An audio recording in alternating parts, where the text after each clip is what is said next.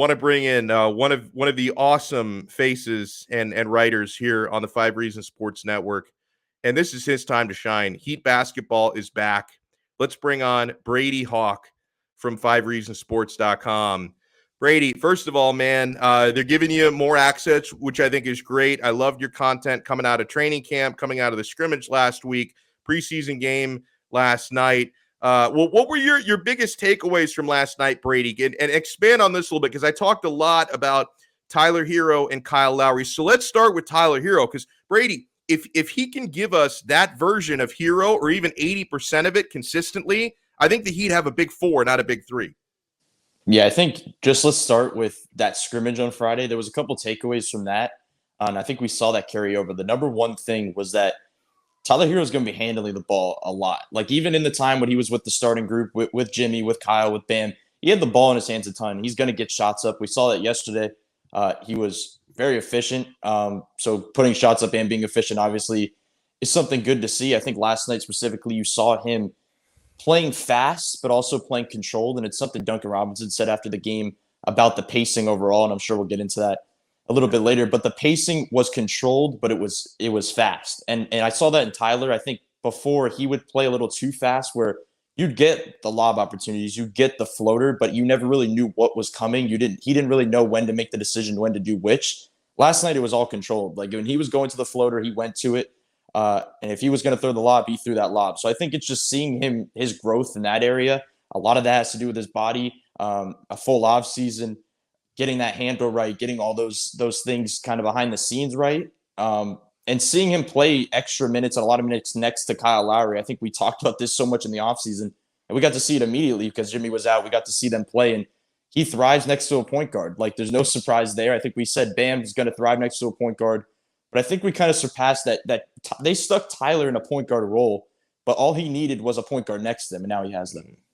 Yeah, and another thing on Herro, and you've had a chance to speak with him and cover him these last couple of weeks. Do you really get the sense that he's found peace off the court? Because I've talked a lot about how, and he's become a very young dad. Like, I didn't have a kid till I was in my 30s, and that still changed me. I can imagine for a guy in his 20s, but it can really change you. So like that, some of the extra focus off the court. And also, like, last year was a tough year even for the veterans, coming off of the fall run, the October run to the finals, the non-existent off season. So it was tough for the veterans. I'm sure for young guys it was tough as well. But do you get the sense he's more dialed in this year? Yeah, and he talked about that a little after the game. Even he talked about how mentally just a little bit more locked in. And as you mentioned, it's the off season. Like, anybody would be more locked in after basically his rookie year and second year were blended together. Like, this was his first time he had to just work on his game, focus on off the floor stuff. Like, I feel like off the floor stuff was pretty jumbled up to be a rookie heading into your second year and just being so wild, going from the bubble to this to that. So I just feel like mentally he does seem locked in. I think that we've seen that on the floor. I think maybe there was a little bit of stuff jumbled up overall, just trying to figure so much stuff out in life, basketball, etc. Now he has life figured out. He's just had, a baby. And now he seems to be picking stuff up for his third year. So if he can continue that, and they have a team built, I wouldn't say around him, but they have guys around him that really fit his game nicely. This team has a chance to be really good. And as you mentioned, the Big Four stuff, he kind of elevates the peak of this team if he's playing at that level that he did last night. So let's talk about Lowry and the difference that he makes. And you had a good line in your review piece from last night because, Lowry gives the Heat so many more possibilities in transition, and they can really kind of control that speed and that chaos. You wrote in your column, early offense could be crucial for this squad. Why is that? You say, well, the stuff that can be run early in the shot clock heavily benefits this roster. So expand on that. Why do you think offense early in the shot clock fits with all this personnel? Yeah, I think there was the first three of the game for him came with 18 seconds left in the shot clock. They passed half court with 20 seconds left. He shot it with 18 seconds left. I don't think I've seen that in the last year at all, at least if it was a good shot. Like, I just feel like it's always kind of slowed down. We've talked about the pacing was a lot, lower 20s across the league, which isn't a bad thing. If you have the personnel to slow things out, go ahead. But this is not a team to slow things down. Like you want to go full ahead. You saw that yesterday. Kyle just getting Bam involved to try to run the break a little bit more. I was saying it last season that Bam was going to try to need to get on the fast break a little bit more, but obviously that personnel didn't benefit him. There's no center that's as quick as him. Like if he can run the floor like that and you have a quarterback getting the ball and basically throwing it down to him like that, he's going to look like that all season. So I think there's just all the things you talked about with Kyle. There's nothing that's been overstated. You see the passing, you see the pacing increase, the shooting, the off-ball stuff that allow Bam and Tyler to really control the ball and him still be an off-ball threat.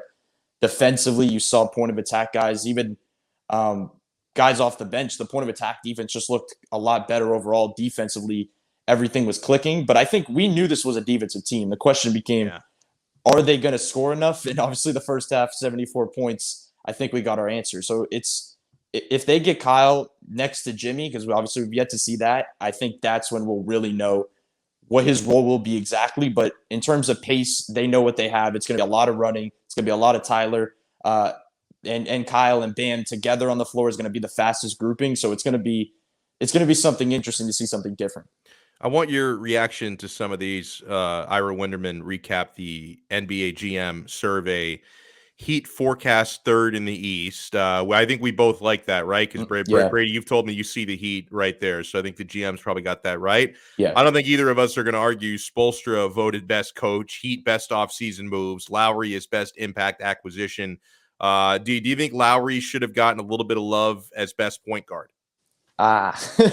I think that's a little tough. Maybe one vote. Somebody threw in there to be nice. Maybe that would feel. Does Ethan have a vote? Do you have a vote? Well, no. Oh, it's the GM survey, so no. But I mean, come on, Andy Ellisberg. He should have thrown in that vote. Maybe I don't think he's there yet, but I think he just fits exactly what they need to do. But across the league, maybe one would have been all right. Oh man, and let's see. No votes for Adebayo as best center. Jimmy Butler, third best perimeter defender. I'll take that.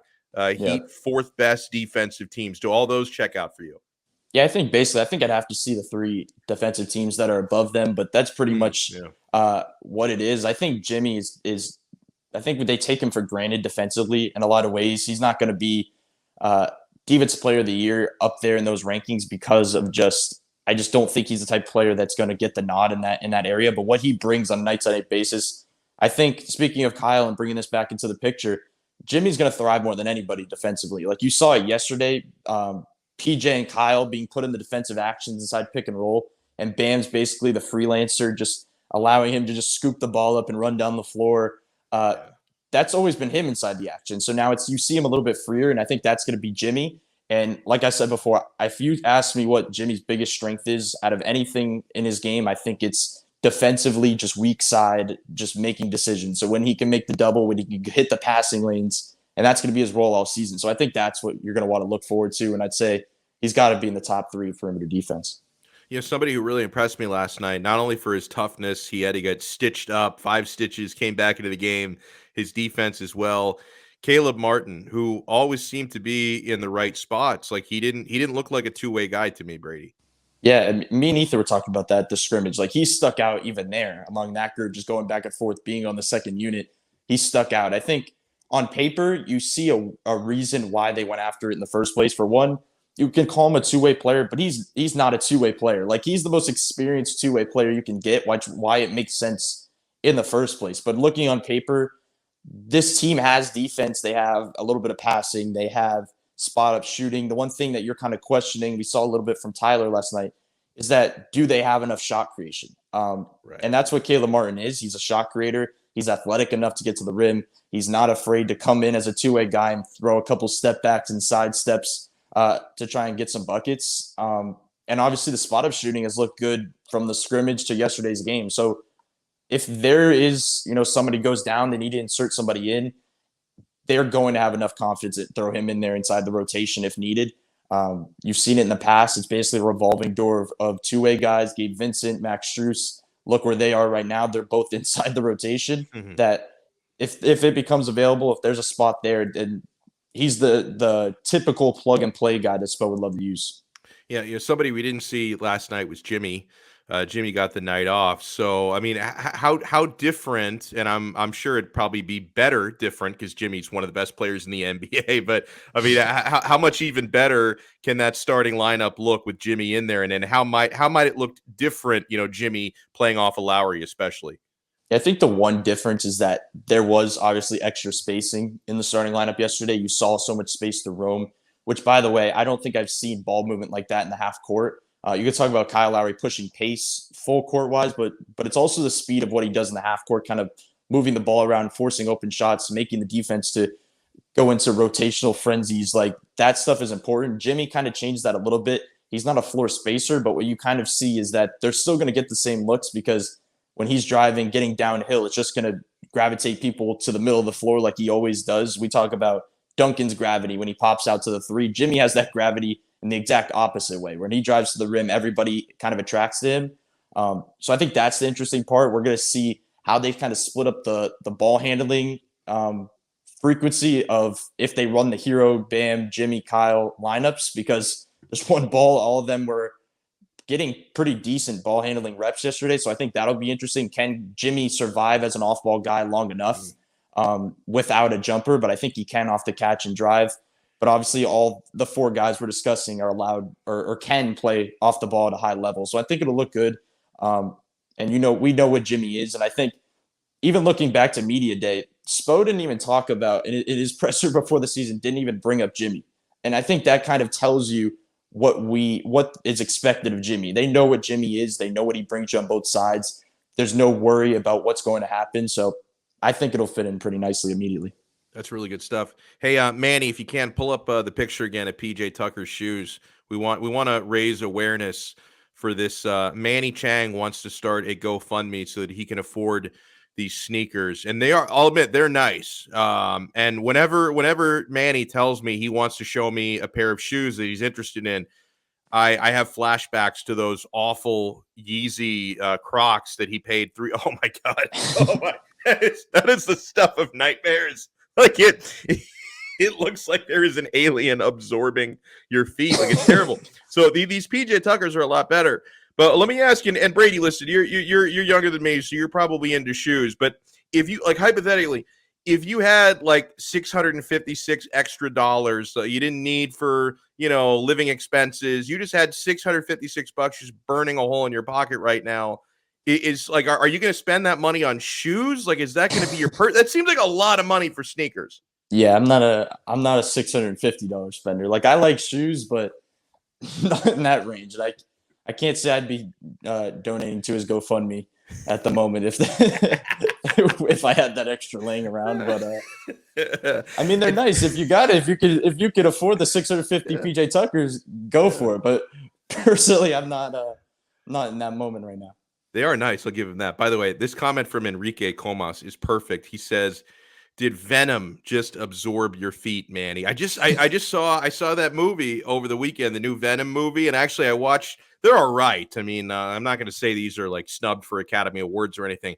I watched the first one on demand on Friday, and then my wife and we saw the second one on Saturday. But Enrique is spot on that those shoes look like they are Venom. Like it looks like Venom absorbing Manny's feet.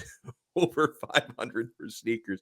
It's crazy. Listen, I appreciate you weighing in on that. And of course, all the great knowledge you dropped on us. Everyone, you want to make sure if you go to 5reasonsports.com right now, you're going to find Brady's recap of that preseason game, which was very enjoyable last night. In fact, I'm annoyed we have to wait until Thursday to see them play again against Houston. But Brady's recap was spot on. He includes relevant video clips, and his breakdown of the game is fantastic. So make sure you check out his work at 5reasonsports.com and follow him on Twitter at Brady Hawk 305. Brady, thank you so much, man. Enjoy the rest of your Tuesday.